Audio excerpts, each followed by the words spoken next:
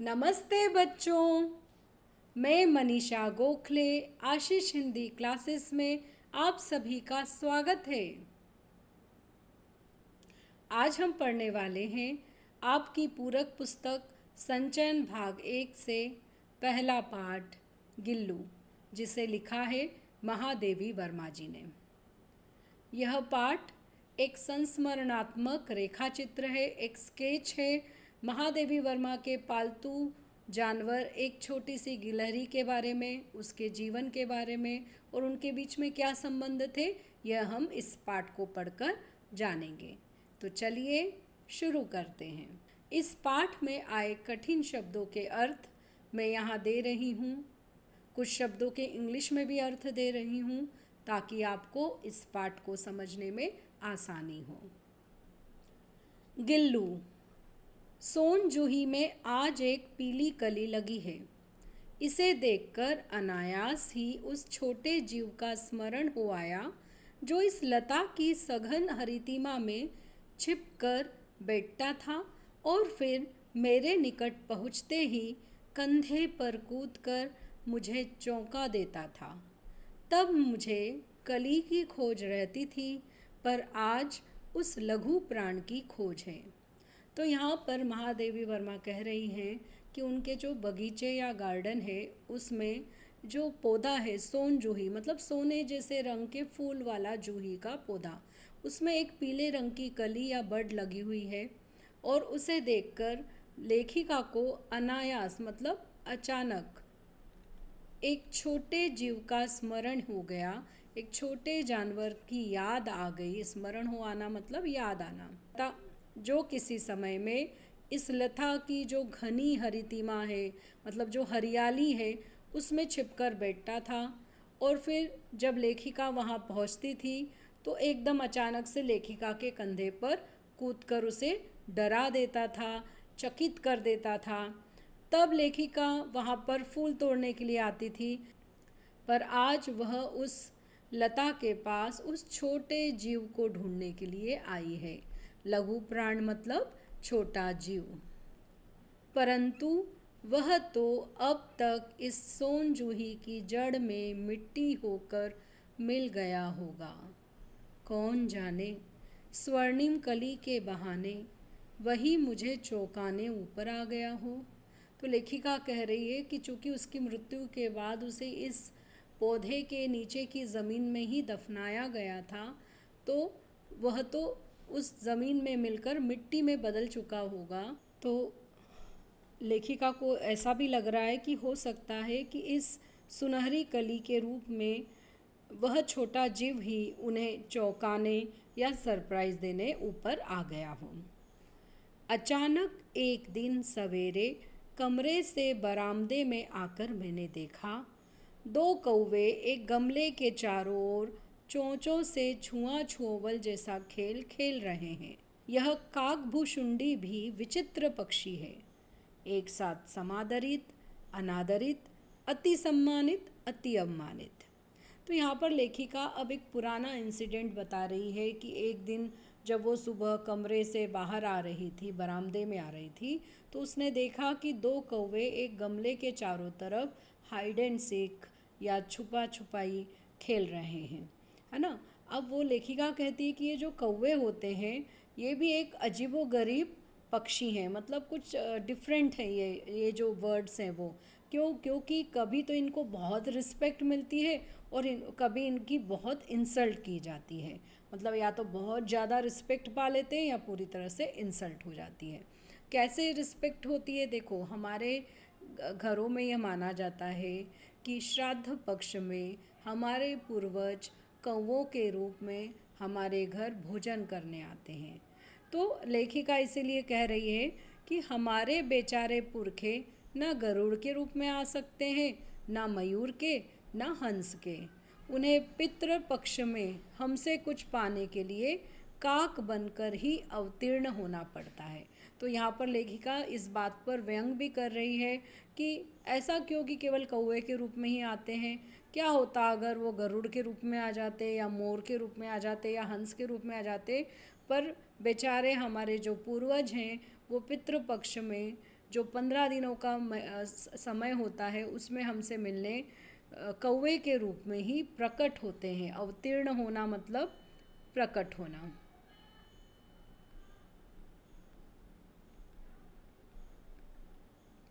इतना ही नहीं, हमारे दूरस्थ प्रियजनों को भी अपने आने का मधु संदेश इनके कर्कश स्वर में ही देना पड़ता है। और साथ ही अगर कोई मेहमान आने वाला हो तो अगर ये माना जाता है कि अगर कौवा आपके घर के छत पर काँव काँव कर रहा है मतलब आपके यहाँ कहीं दूर से मेहमान आने वाले हैं। तो ये भी लेखिका कह रही है कि कौवे की आवाज़ में क्यों, कोयल की मधुर आवाज़ में क्यों नहीं ये सूचना मिलती है या मैसेज मिलता है। और वहीं दूसरी ओर तो यहाँ पर ये दो जो बातें लेखिका ने बताई है वो उनके रिस्पेक्ट में बताई है कि हम उन कौवों को इतना सम्मान देते हैं, अपने पूर्वज मानकर उन्हें भोजन कराते हैं, या उनकी आवाज़ से हम गुस्सा नहीं होते बल्कि ये सोचते हैं कि ज़रूर कोई मेहमान आने वाला होगा। और वहीं दूसरी तरफ हम कौवे के रंग के कारण या उसकी आवाज़ के कारण या वो जो पदार्थ खाता है इसके कारण उसको उसका तिरस्कार करते हैं, उसको अपमानित करते हैं, उसकी डिसरिस्पेक्ट करते हैं। तो दोनों ही रूप में कौवे को माना जाता है। एक तरफ उनको रिस्पेक्ट दी जाती है और दूसरी तरफ उनको डिसरिस्पेक्ट भी दी जाती है। तो दूसरी ओर हम कौवा और काव काव करने को अवमानना के अर्थ में ही प्रयुक्त करते हैं।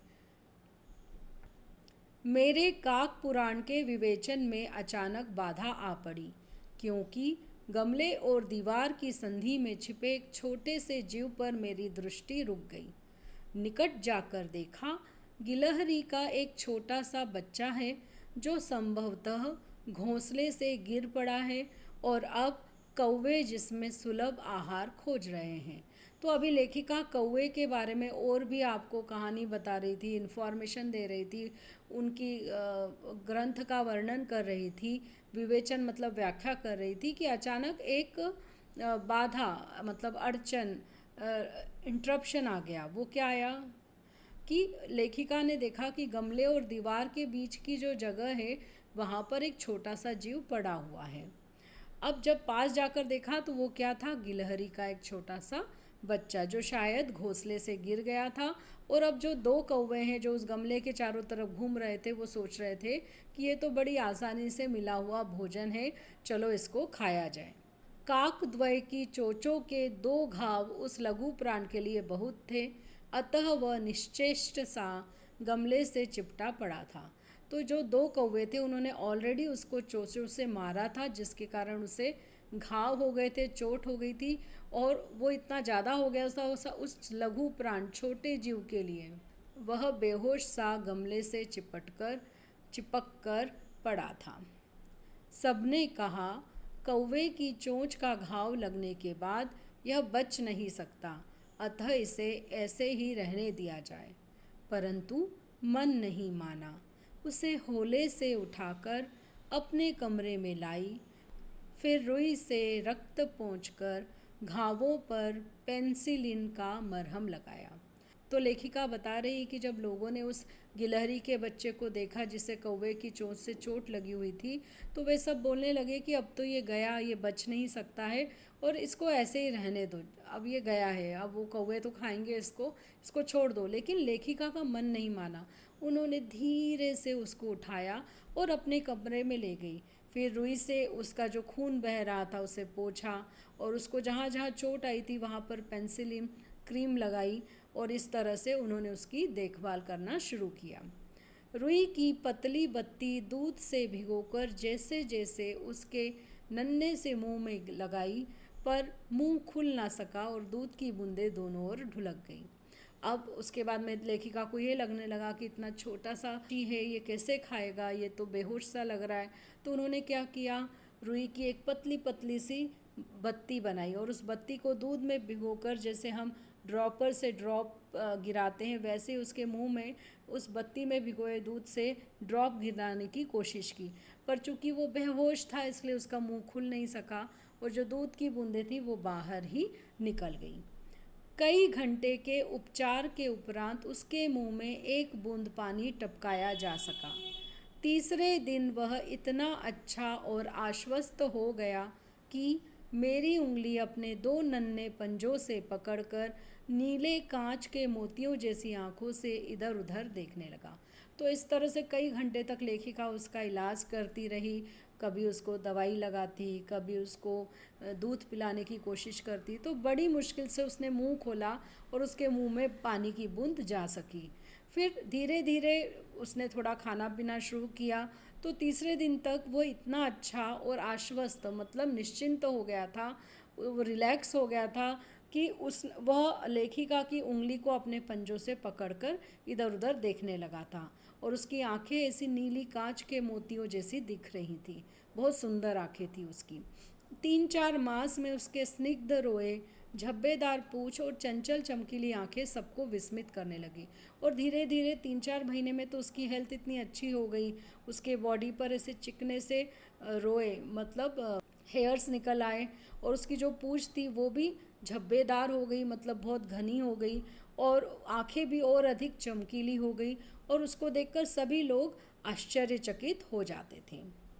हमने उसकी जातिवाचक संज्ञा को व्यक्तिवाचक का रूप दे दिया और इस प्रकार हम उसे गिल्लू कहकर बुलाने लगे। अब जो गिलहरी शब्द है वह एक जाति को प्रदर्शित करता है, मतलब एक जानवर के प्रकार को बताता है, इसलिए वह एक जातिवाचक संज्ञा है। पर लेखिका ने उसे गिलहरी ना पुकार कर उसका एक निकनेम रख दिया, गिल्लू। और इस तरह से वह एक व्यक्तिवाचक संज्ञा बन गया।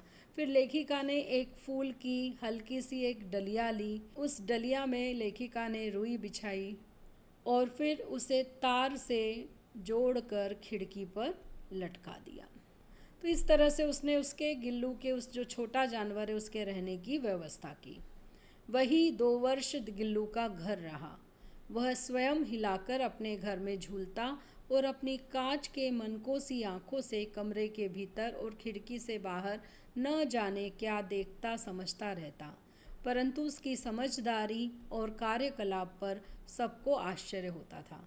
तो 2 सालों तक वही उसका घर रहा। गिल्लू वहीं पर सोता था, वहीं पर रहता था और वो खुद अपने हाथ से अपने झूले को झुला लेता था।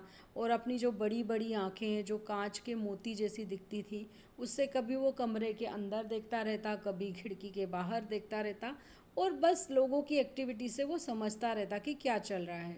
और धीरे धीरे उसकी जो समझदारी है, उसका जो इंटेलिजेंस है या उसकी क्लेवरनेस है, वो उसके एक्टिविटीज़ से सबको दिखती थी और सब सरप्राइज भी हो जाते थे। जब मैं लिखने बैठती तब अपनी ओर मेरा ध्यान आकर्षित करने की उसे इतनी तीव्र इच्छा होती थी कि उसने एक अच्छा उपाय खोज निकाला। वह मेरे पैर तक आकर सर्र से पर्दे पर चढ़ जाता और फिर उसी तेजी से उतरता। उसका यह दौड़ने का क्रम तब तक चलता जब तक मैं उसे पकड़ने के लिए न उठती। तो लेखिका बता रही है कि दिन ब दिन गिल्लू लेखिका का कितना प्रिय हो गया था, उसके कितने करीब हो गया था कि अब वह कोशिश करता था कि लेखिका उसकी तरफ ध्यान दे। लेखिका का अटेंशन ग्रैब करने के लिए वो तरह तरह की एक्टिविटीज़ करता था। जैसे कि वह बता रही है कि जब वो लिखने बैठती थी तो अपनी तरफ अटेंशन के लिए वो, उसकी बहुत इच्छा होती थी कि लेखिका उसकी तरफ ध्यान दे। और उसने उसके लिए एक बहुत अच्छा आइडिया सोचा था। वो नीचे से लेखिका के पैर के ऊपर से सर तेजी से चढ़ता हुआ पर्दे पर चल जाता था, फिर नीचे उतरता था, फिर चढ़ जाता था। और ये चढ़ना उतरना उसका तब तक चलता रहता था जब तक लेखिका उठकर उसे पकड़ नहीं लेती थी। कभी मैं गिल्लू को पकड़कर एक लंबे लिफाफे में इस प्रकार रख देती कि उसके अगले 2 पंजों और सिर के अतिरिक्त सारा लघुगात लिफाफे के भीतर बंद रहता। इस अद्भुत स्थिति में कभी कभी घंटों मेज पर दीवार के सहारे खड़ा रहकर वह अपनी चमकीली आंखों से मेरा कार्यकलाप देखा करता। तो लेखिका बता रही है कि कभी कभी वो गिल्लू को पकड़कर एक लंबे लिफाफे में भी रख देती थी। उसको इस तरह से रखती थी कि उसके सिर और 2 पंजों के अलावा उसके शरीर का सारा भाग, मतलब उसका छोटा सा शरीर, लिफाफे के अंदर बंद रहता था। इस कंडीशन में वह लंबे समय तक बैठा रहता था। और अपनी चमकीली आंखों से लेखिका क्या एक्टिविटी कर रही है वो देखा करता था। भूख लगने पर चिक चिक करके मानो वह मुझे सूचना देता और काजू या बिस्किट मिल जाने पर उसी स्थिति में लिफाफे से बाहर वाले पंजों से पकड़कर उसे कुतरता। और ऐसे बैठे बैठे अगर कभी उसको भूख लगती तो ऐसी चिक चिक का साउंड वो करता था, जिससे लेखिका समझ जाती थी कि इसे भूख लगी है। और जब लेखिका उसके पंजों में काजू या बिस्कुट थमाती तो वो ऐसी ही कंडीशन में लिफाफे से बाहर निकले पंजों से धीरे धीरे उन्हें कुतरता रहता था, खाता रहता था। फिर गिल्लू के जीवन का प्रथम वसंत आया। नीम चमेली की गंध मेरे कमरे में हौले हौले आने लगी। बाहर की गिलहरियां खिड़की की जाली के पास आकर चिक चिक करके न जाने क्या कहने लगी। तो धीरे धीरे गिल्लू 1 साल का हो गया। उसके जीवन में बसंत आया, मतलब बसंत ऋतु का मौसम था और वो भी बड़ा हो गया था। और बाहर से जो पेड़ पौधों की खुशबू है, जैसे नीम की खुशबू है, चमेली की खुशबू है, वो उसके कमरे में आने लगी। और जो खिड़की थी वहाँ से जो बाहर की गिलहरियाँ हैं वो भी अंदर झांकती और चिक चिक की आवाज़ में गिल्लू से पता नहीं क्या क्या बातें करती थी। गिल्लू को जाली के पास बैठकर अपनेपन से बाहर झांकते देखकर मुझे लगा कि इसे मुक्त करना आवश्यक है। अब जो छोटा बच्चा था वो थोड़ा बड़ा हो गया था। अब वो जाली के पास बैठ जाता खिड़की के, और बाहर जो गिलहरियाँ खेल रही हैं, घूम रही हैं, उन्हें बहुत अपनेपन से देखता। तो लेखिका को लगने लगा कि अब ये थोड़ा बड़ा हो गया है और समझदार भी हो गया है, इसे अपने साथियों के साथ फ्री छोड़ना चाहिए, स्वतंत्र करना चाहिए। तो उसके लिए लेखिका ने क्या किया, मैंने कीले निकालकर जाली का एक कोना खोल दिया और इस मार्ग से गिल्लू ने बाहर जाने पर सचमुच ही मुक्ति की सांस ली। इतने छोटे जीव को घर में पले कुत्ते बिल्लियों से बचाना भी एक समस्या ही थी। आवश्यक कागज पत्रों के कारण मेरे बाहर जाने पर कमरा बंद ही रहता है। मेरे कॉलेज से लौटने पर जैसे ही कमरा खोला गया और मैंने भीतर पैर रखा, वैसे ही गिल्लू अपने जाली के द्वार से भीतर आकर मेरे पैर से सिर और सिर से पैर तक दौड़ लगाने लगा। तब से यह नित्य का क्रम हो गया।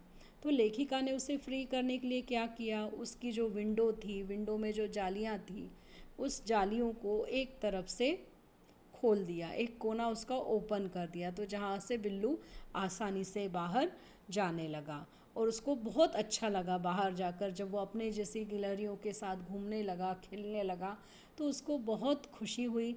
और लेखिका बता रही है कि अब तक उसने उसको उस कमरे में बंद रखने का कारण क्या था कि लेखिका के यहाँ बहुत सारे पालतू जानवर थे, कुत्ते थे, बिल्लियाँ थी, और उसे डर लगता था कि घर के ही कोई दूसरा जानवर इसे खा ना ले, है ना। तो इसलिए उसने उसे 1 साल तक कमरे के अंदर बंद ही रखा था। फिर जब वो बाहर की गिलहरियों को देखता अपनेपन से, तो उसने खिड़की में एक कोना खोलकर उसे निकलने के लिए जगह कर दी। अब उसका कमरा वैसे तो लेखिका का कभी खुला नहीं रहता था, केवल कभी कुछ कागज पत्र चाहिए तो ही वो कमरा खुलता था। और कॉलेज से लौटने पर जैसे ही वह कमरे में आती थी, तो जो गिल्लू था वह भी जो बाहर खेल रहा होता, वो जाली के द्वार से वापस आ जाता और लेखिका को के पैर से सिर तक और सिर से पैर तक दौड़ लगाने लगता। और अब ये उसका रोज का रूटीन हो गया था कि जब लेखिका जाती तब वह भी जाली से बाहर चला जाता, अपने दोस्तों के साथ खेलता, और जैसे ही लेखिका घर के अंदर आती वह भी उस जाली के उस दरवाजे से भीतर आकर लेखिका के पैर से सिर, सिर से पैर ऐसे चक्कर लगाते रहता। मतलब लेखिका के प्रति अपने प्यार को वो अभिव्यक्त करता था। एक माँ की तरह वो लेखिका को प्यार करने लगा था। मेरे कमरे से बाहर जाने पर गिल्लू भी खिड़की की खुली जाली की राह बाहर चला जाता और दिन भर गिलहरियों के झुंड का नेता बना हर डाल पर उछलता कूदता रहता। और ठीक 4 बजे वह खिड़की से भीतर आकर अपने झूले में झूलने लगता। तो लेखिका बता रही कि अब रोज़ का उसका ये रूटीन हो गया था कि जब लेखिका जाती तो गिल्लू भी खिड़की की जाली से बाहर निकल जाता, और फिर अब वो लीडर की तरह गिलहरियों के पूरा जो ग्रुप था उसके आगे आगे चलता और बाकी गिलहरियाँ उसके पीछे पीछे, कभी किसी डाली पर चढ़ जाता, कभी कहीं, और ऐसे उछलता कूदता रहता। और रोज़ बराबर 4 o'clock को वो वापस अपने झूले में आ जाता था। मुझे चौंकाने की इच्छा उसमें न जाने कब और कैसे उत्पन्न हो गई थी। कभी फूलदान के फूलों में छुप जाता, कभी पर्दे की चुन्नट में, और कभी सोन जूही की पत्तियों में। तो लेखिका बता रही कि उसे मुझे सरप्राइज़ देना, एकदम चौंकाना बहुत पसंद था। और इस कारण वो क्या करता था, कभी जो फ्लावर पार्ट है उसके फ्लावर्स के बीच में छुप जाता था, और जब लेखिका उस फ्लावर पार्ट के पास जाती तो एकदम वो बाहर निकलता था। या पर्दों की जो चुन्नटें रहती है, जो प्लीट्स रहती है, उनके पीछे छुप जाता था, और जब लेखिका वहाँ किसी काम से जाती तो एकदम सामने आता था। या कभी सोनजूही के जो पत्तियां हैं, जो उसकी जो ग्रीनरी है उसके पीछे छिप जाता था, और एकदम सामने आकर लेखिका को सरप्राइज़ करता था। मेरे पास बहुत से पशु पक्षी हैं और उनका मुझसे लगाव भी कम नहीं है, परंतु उनमें से किसी को मेरे साथ मेरी थाली में खाने की हिम्मत हुई है, ऐसा मुझे स्मरण नहीं आता। तो अब लेखिका बता रही है कि उसके घर में बहुत सारे जीव जंतु हैं, पशु भी हैं, पक्षी भी हैं, और उन सबको उससे बहुत प्रेम है, और लेखिका को भी उन सब से प्रेम है। लेकिन इसका मतलब ये नहीं है कि कोई भी उसके जो पालतू जानवर है उनमें से कोई भी उसकी थाली में आकर खाना खा लेता है, इतनी हिम्मत रखता हो, ऐसा उसे याद नहीं है। पर गिल्लू जो है वह इनमें एक अपवाद, एक्सेप्शन है। गिल्लू इनमें अपवाद था। मैं जैसे ही खाने के कमरे में पहुंचती, वह खिड़की से निकलकर आंगन की दीवार, बरामदा पार करके मेज पर पहुंच जाता और मेरी थाली में बैठ जाना चाहता। बड़ी कठिनाई से मैंने उसे थाली के पास बैठना सिखाया, जहाँ बैठकर वह मेरी थाली में से एक एक चावल उठाकर बड़ी सफाई से खाता रहता। काजू उसका प्रिय खाद्य था, और कई दिन काजू न मिलने पर वह अन्य खाने की चीज़ें या तो लेना बंद कर देता या झूले से नीचे फेंक देता था। तो लेखिका बता रही है कि गिल्लू इन सब जीव जंतुओं में एक्सेप्शन था, अपवाद था, सबसे अलग था। लेखिका जब अपने डाइनिंग रूम में जाती थी तो वह भी खिड़की से निकलकर, जो उनका आंगन है, कोर्टयार्ड है, उसको उसकी दीवार से अंदर आकर बरामदे को पार करके उस डाइनिंग टेबल के ऊपर चढ़ जाता और लेखिका की थाली में ही बैठ जाना चाहता। मतलब ही use to try to sit in her plate. पर बड़ी मुश्किल से लेखिका ने उसे थाली के पास बिठाना सिखाया, और फिर वो धीरे धीरे अपने पंजों की मदद से एक एक चावल का दाना बहुत क्लीनली खाता था। और काजू जो था वो उसका फेवरेट फूड था। अगर कई दिन तक काजू ना मिले तो वो दूसरा फूड खाना भी बंद कर देता था, और अगर हाथ में ले भी लेता था तो झूले से नीचे फेंक देता था। उसी बीच मुझे मोटर दुर्घटना में आहत होकर कुछ दिन अस्पताल में रहना पड़ा। उन दिनों जब मेरे कमरे का दरवाज़ा खोला जाता, गिल्लू अपने झूले से उतरकर दौड़ता और फिर किसी दूसरे को देखकर उसी तेज़ी से अपने घोंसले में जा बैठता। सब उसे काजू दे आते, परंतु अस्पताल से लौटकर जब मैंने उसके झूले की सफाई की तो उसमें काजू भरे मिले, जिनसे ज्ञात होता था कि वह उन दिनों अपना प्रिय खाद्य कितना कम खाता रहा। तो लेखिका बता रही है कि एक बार उसका कार एक्सीडेंट हो गया था, और जिसके कारण उसको कुछ दिनों तक हॉस्पिटल में रहना पड़ा था। तो उन दिनों में उसका कमरा जब भी अगर कोई व्यक्ति खोलता था तो गिल्लू झूले से उतरकर तेज़ी से बाहर आता था, पर लेखिका की जगह दूसरे किसी को पाकर वो वापस अपने झूले में या अपनी उस डलिया में वापस चला जाता था। अब वहाँ पर जो लोग थे वो उसे काजू देकर आते थे, उसके झूले में रख कर आते थे। परंतु जब लेखिका ने हॉस्पिटल से आने के बाद एक दिन उसके झूले की सफाई की तो उन्होंने देखा कि उसमें ढेर सारे काजू थे, जिससे लेखिका को यह बात समझ में आई कि लेखिका से अलग होने के कारण, दूर होने के कारण जो गिल्लू था वो बहुत उदास हो गया था, और अपना फेवरेट फूड खाना भी उसने बंद कर दिया था। मेरी अस्वस्थता में वह तकिए पर सिरहाने बैठकर अपने नन्हे नन्हे पंजों से मेरे सिर और बालों को इतने हौले हौले सहलाता रहता कि उसका हटना एक परिचारिका के हटने के समान लगता। तो जब लेखिका बीमार थी और बेड रिडन थी, बेड पर सोई हुई रहती थी, तो वो धीरे से तकिए के पास आ जाता और अपने पंजों से लेखिका के सिर और बालों में इस तरह से सहलाता, उसको इस तरह से मूवमेंट करता कि लेखिका को लगता कि जैसे कोई नर्स या कोई सेविका या कोई दासी उसकी उसके सर को दबा रही है, उसके सर की मालिश कर रही है। गर्मियों में जब मैं दोपहर में काम करती रहती तो गिल्लू न बाहर जाता न अपने झूले में बैठता। उसने मेरे निकट रहने के साथ गर्मी से बचने का एक सर्वथा नया उपाय खोज निकाला था। वह मेरे पास रखी सुराही पर लेट जाता और इस प्रकार समीप भी रहता और ठंडक में भी रहता। तो लेखिका के पास गिल्लू को रहना हमेशा पसंद था। वह उसको अपनी माँ की तरह प्रेम करता था। इसलिए जब गर्मियों में लेखिका अगर दोपहर में काम करती रहती तो ना तो गिल्लू बाहर जाता था और ना ही झूले में रहता था, क्योंकि उसे गर्मी भी बहुत लगती थी। तो वह लेखिका के पास में रहने के लिए उसने एक बहुत अलग, बिल्कुल नया सा आइडिया उसने खोज निकाला था। तो वह लेखिका के पास में जो पानी की सुराही रखी रहती थी, उस सुराही के पास लिपट कर बैठ जाता था। तो इस तरह से वह लेखिका के पास भी रहता था और उसे गर्मी में ठंडक भी मिलती थी। गिलहरियों के जीवन की अवधि 2 वर्ष से अधिक नहीं होती, अतः गिल्लू की जीवन यात्रा का अंत आ ही गया। दिन भर उसने न कुछ खाया न बाहर गया। रात में अंत की यातना में भी वह अपने झूले से उतरकर मेरे बिस्तर पर आया और ठंडे पंजों से मेरी वही उंगली पकड़कर हाथ से चिपक गया जिसे उसने अपने बचपन की मरणासन्न स्थिति में पकड़ा था। तो लेखिका यहाँ बता रही है कि जो गिलहरियाँ होती है उनकी जो लाइफ स्पैन होता है वो 2 इयर्स का ही होता है, 2 साल ही रहती है उनकी जीवन अवधि। तो गिल्लू की भी जीवन यात्रा का अंत आ गया। उस दिन उसने ना तो दिन भर में कुछ खाया और ना ही वो बाहर गया। रात में भी जबकि उसको बहुत तकलीफ़ हो रही थी क्योंकि उसकी मृत्यु निकट थी, फिर भी वह अपने झूले से उतरा और लेखिका के बिस्तर पर आया और अपने पंजों से उसने वह लेखिका की उंगली पकड़ ली, उसके हाथ से चिपक गया, ठीक वैसे ही जैसे कि बचपन में जब लेखिका ने उसे कौवों के चोट से कौवों से बचाया था और तब उसने उसकी उंगली को पकड़ा था। तो पंजे इतने ठंडे हो रहे थे कि मैंने जाग कर हीटर जलाया और उसे उष्णता देने का प्रयत्न किया, परंतु प्रभात की प्रथम किरण के स्पर्श के साथ ही वह किसी और जीवन में जागने के लिए सो गया। उसके पंजे बहुत ठंडे हो रहे थे, मतलब उसके बॉडी का टेम्परेचर धीरे धीरे स्लोली कम होता जा रहा था, उसकी डेथ निकट आ रही थी।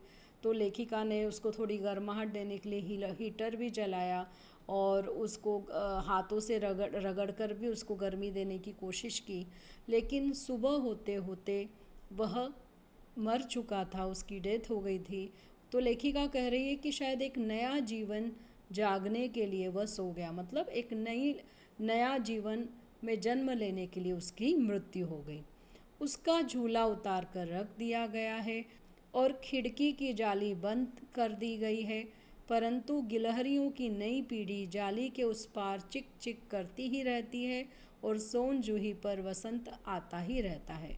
तो लेखिका कह रही कि अब झूला भी उतार दिया गया है, वो जो डलिया का बनाया था, और खिड़की की जाली भी बंद कर दी है, लेकिन अब जो बाहर की गैलरियाँ हैं वो तो आती ही रहती हैं और चिक चिक करती ही रहती हैं, और साथ ही जो सोन जूही का पौधा है उस पर भी वसंत आता रहता है, मतलब बाहर आती रहती है, फूल नए आते ही रहते हैं।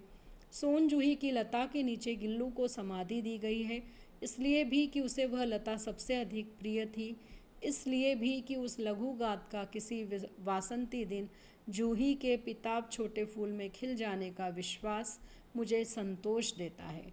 तो लेखिका बता रही है कि गिल्लू के शरीर को सोन जूही की उस लता के नीचे ज़मीन में दफनाया गया था, इसलिए कि वह जो पौधा था वह उसको बहुत फेवरेट था उसका, वो हमेशा उसके अंदर छिपता रहता था, और इसलिए भी कि लेखिका को ऐसा लगता था, उसको ये विश्वास था कि किसी ना किसी दिन वह इसी जूही के छोटे छोटे फूलों के रूप में फिर से खिल जाएगा। और आज उस कली को देखकर लेखिका को संतोष या सेटिस्फेक्शन है, समाधान है कि गिल्लू वापस लौट आया। अगले वीडियो में इस पाठ के प्रश्नोत्तर लेकर फिर से हाजिर होंगी। तब तक के लिए धन्यवाद।